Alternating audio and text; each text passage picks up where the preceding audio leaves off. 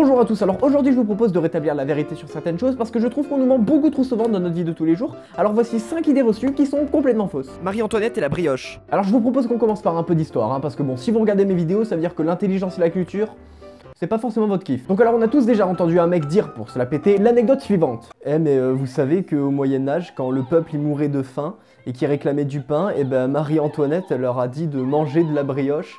Alors qu'elle savait pas que la brioche c'était genre encore plus cher que le pain quoi. Trop drôle, je suis un historien mec. Non c'est faux, elle a jamais dit ça, voilà. Et si elle l'a dit, il y a zéro preuve. Donc par exemple elle devait être sur les chiottes, peut-être qu'elle l'a dit et personne l'a entendu. Donc si un jour vous êtes en soirée et qu'un mec sort cette histoire juste pour paraître cultivé et intelligent, parce qu'en fait il y a pas d'autre raison que quelqu'un fasse ça, du coup vous lui direz qu'il a faux, il sera sûr de ce qu'il avance donc il ira checker sur internet, il se ridiculisera 2 fois plus parce qu'en fait il se rendra compte qu'il a bel et bien tort. Et donc ce sera tout bénéf pour vous. Et si on vous demande comment vous savez ça, vous dites tout simplement que vous l'avez vu sur ma chaîne, voilà, vous leur envoyez la vidéo aux gens, comme ça me fait des stats, tout le monde est content. Les dents propres sont blanches. Alors là j'ai une très bonne nouvelle pour les gens qui sont dégueulasses, les dents propres ne sont pas de couleur blanche. Et ouais en fait au début elles sont blanches parce que vous êtes jeune, elles viennent de pousser donc voilà, mais en fait au fil du temps elles deviennent jaunes parce que y a de l'émail qui se dépose etc. En fait vous vieillissez, vous pourrissez. Bon après conservez votre dignité et lavez-vous les dents quand même parce que bon cette anecdote c'est pas une excuse pour délaisser vos toutes petites quenottes toutes mignonnes. Donc voilà les dents propres c'est pas blanc, c'est un petit peu jaunâtre, voilà par exemple lui il a des dents propres.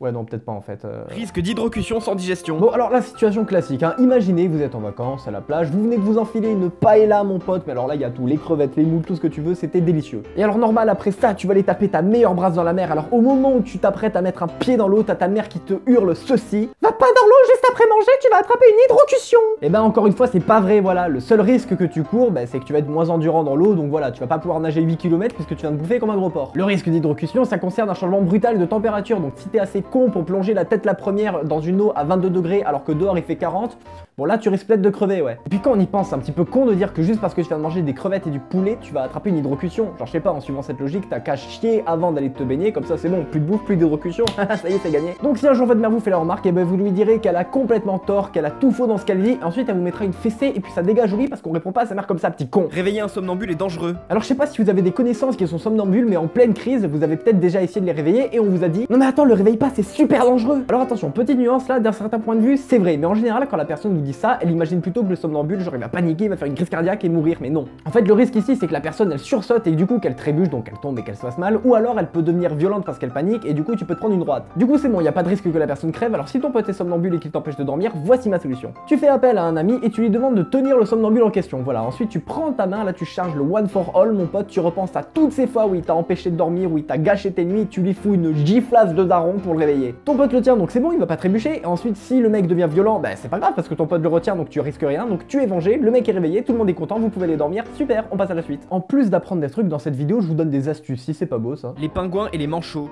Bon ok, là c'est sérieux, il y a votre enfance qui est en jeu. Bon alors, est-ce que vous connaissez le dessin animé Pingu? Bon alors là, ceux qui connaissent, ils vont me dire oui, le petit pingouin en pâte à modeler là, non. Pingu n'est pas un pingouin, mais bien un manchot, voilà, donc d'ailleurs ça a aucun sens, Pingu aurait dû s'appeler Manchou du coup.